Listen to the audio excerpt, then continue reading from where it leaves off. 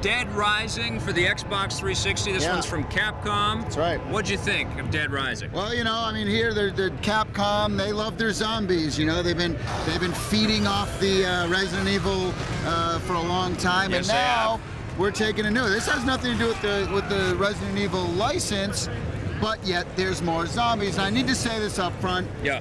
Why zombies? Zombies are the slowest, methodical. I mean, they're not fun to and they're dumb, but they're fun to kill. And I think that's the whole idea here, is they're giving you as many unique ways that you can kill a zombie as you can possibly imagine. That's right. The idea, I think, was to kind of blend a little of the sandbox Grand Theft Auto type gameplay with Resident Evil and pick up the pace and give you like swarms of bad guys and zombies to kill and take care of. And it actually, that is the best part of the game. I mean, that when you look at imagery from the game, you think that's all there is to the game, but there actually is quite a lot of little details and stuff. But the best part of the game definitely is using the weird weapons that you can concoct and kill the bad guys.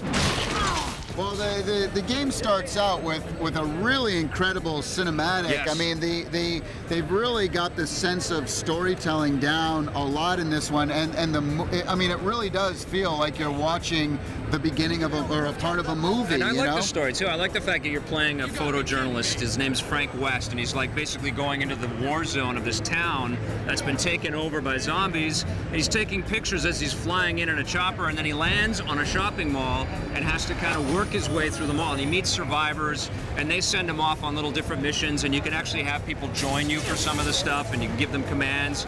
You know, the big draw to this game, though, is the fact that there's so many people and moving creatures, zombies on screen at once, and it really it's just I mean, it gave me a little sense of like Madden football almost, because you're this guy and you just have to just avoid groups of people and barrel your way through, and it's like you're tackling people and stuff. I mean, there's a lot of that. Big time. I think crowd physics is sort of the new kind of the pioneering thing that's going on in video games. We got it in Kane and Lynch coming up, and of course Project Assassins. It's definitely a big element of this game, and it actually works pretty well. I thought they did a pretty good job at, you pick up different items and you kind of feel like they have the weight and sustenance that you think they will, and when you hit people with, or hit the zombies with them, it reacts accordingly.